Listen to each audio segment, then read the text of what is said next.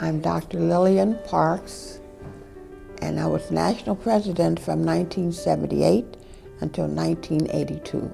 From the beginning, when I joined in 1961, and all through the years, we experienced some very, very excellent things with our children. In fact, nationally and regionally, because I was a regional officer and really worked at doing some things where our children were able to expand their horizons, particularly, and I always bring this up to young people, that as we build our resumes, that we should be looking at the fact that, well, we've been told many times, I'm sure, to whom much is given, much is required. And we saw that in Jack and Jill, and we're still working on that because I believe in the 3 T's. I just make that up, 3 T's. Because that first T is time. You give time. And the second T has to do with talent. Everybody has a talent. And that third T has to do with treasure. So my years in Jack and Jill have been fun, they've been enjoyable, and they've been productive.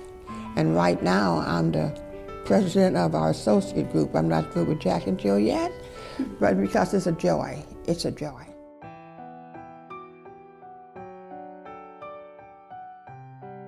Well, there are many items and events that took place. For example, at that time we had appointed our executive director for the first time.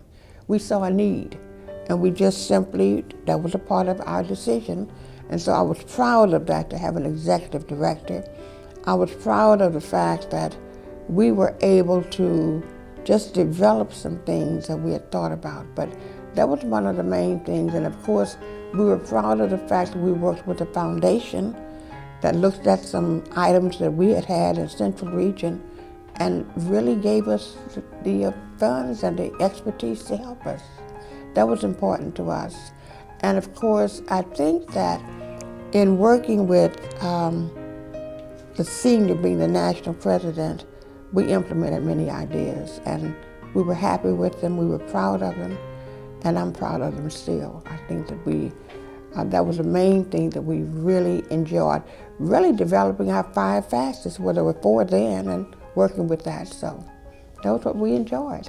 And I was very proud of that because we did a good job with it. Our young people, our mothers, our fathers, we had a productive time.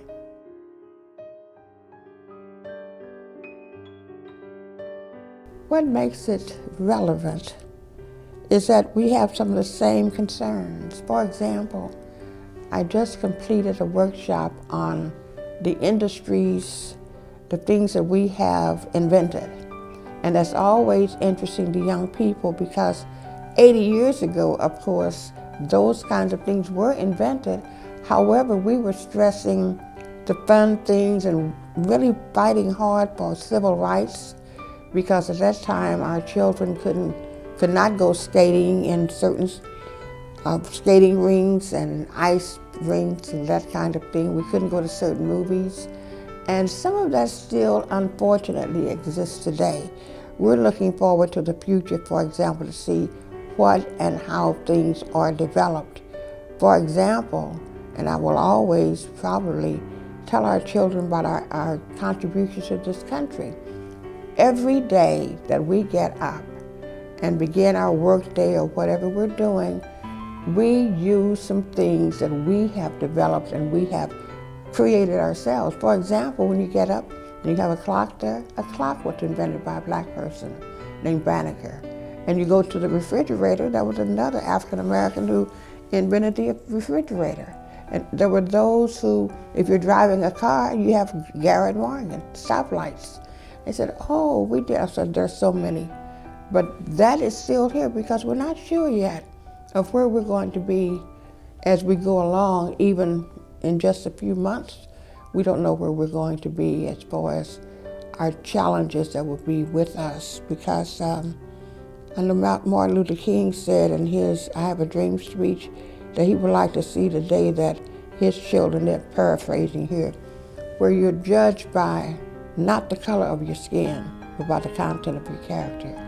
I like to see that, and that's going to continue in these 80 years, I'm sure. Right now, what electronics has really made us aware of knowledge, being prepared, so that someone can start to say, you're not prepared for this. We have a job, but you're not prepared. Let's make sure we're prepared. Make sure that we are developing our character, making sure that we're going to move forward in a positive direction. We really want to make sure that our young people are thinking positive thoughts, not negatively, thinking positively. For example, I like to remind young people when we're talking sometimes, I say, now, sometimes you're complaining about something. You're complaining. But why are you complaining? Because very frankly, when you complain to people and you're going around with your friends complaining, 80% don't even care. And some 20% wish it was worse. They actually wish it was worse. Don't complain. We have to begin thinking positively and doing positive things for us, ourselves.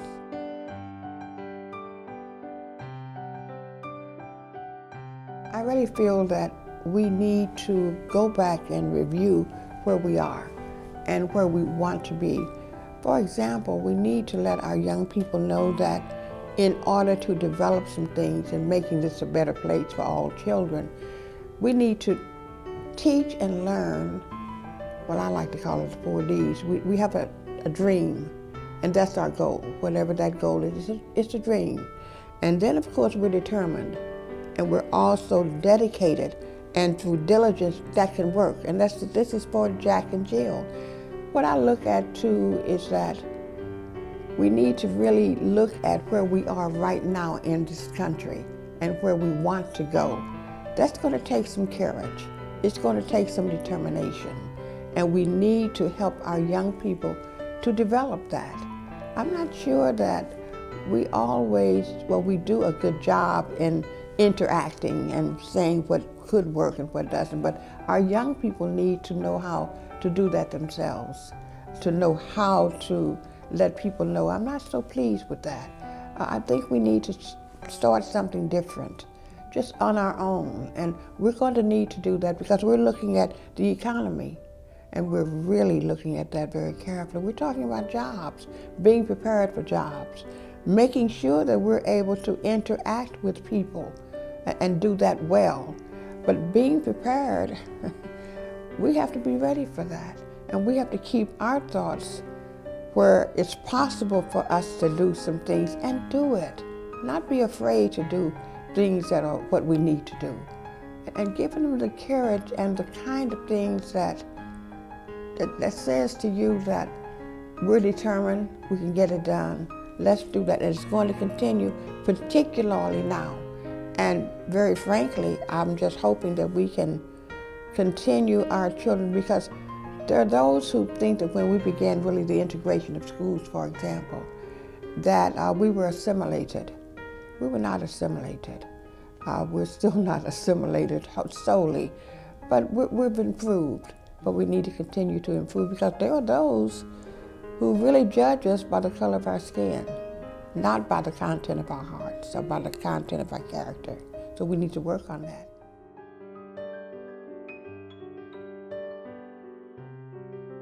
I think that we're doing more, perhaps, well, even more now. We did it some years ago, but we're beginning to interrelate with other chapters and work together, learning how to interrelate and learning how to project the same kind of goals, because in most places, most of the goals are about the same, but learning to work together.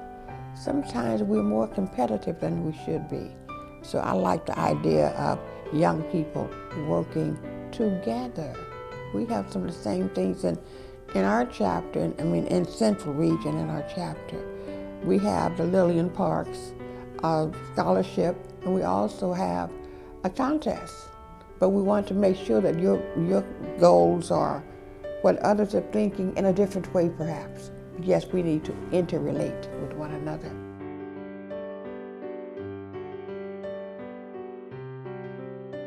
I loved most when I joined some 52 years ago, family. That's it, family. Because it touches our children, of course, our fathers, ourselves, and working together. Again, working together. So there's so much that can be accomplished by working together. I think sometimes we forget that, because going back to when I was national president, I was very proud of the fact that every magazine listed Jack and Jill as one of the outstanding organizations that affect the total family and affect the total communities. We believed in that. And when they had us listed, I said, good, because we're doing some things that affect the total community. Sometimes we forget that. We forget to reach out to other people. And I think that perhaps we'll get that message. But after a while, we'll really have to reach out to one another, working together. But that's important to me, that we look at Jack and Jill as a family group. It's a family organization, and we need to make sure that we keep it that way.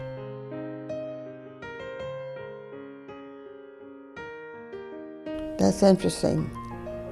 I really try to implement certain things in my life and the lives of my family and friends, but I consider that there are 4 things a man must learn to do if he would make his record true: to think without confusion clearly, to act with honest motive purely, to love his fellow man sincerely, and to trust in God and heaven sincerely. So that's what I try to do, looking at certain things. That's very important, because part of our coming through the 80s and all of that, actually we used to not really respect women. That's coming back, that women have to prove themselves constantly. But I always like to reread Genesis 2, where it says that woman was made from the rib of man. She was not made from his feet to be stepped on, nor from his head to top him. She was made from his side to be equal to him, and from underneath his arm to be protected by him, and from near his heart to be loved by him. Those are the words I think about when we think about women's rights. We do have rights, because we were made from the rib of man. We need to go back once in a while and read Genesis 2, because it really summarizes it. From near his heart. We were not made from underneath his feet. We were made near his heart. And we need to keep that in mind. That's important to me.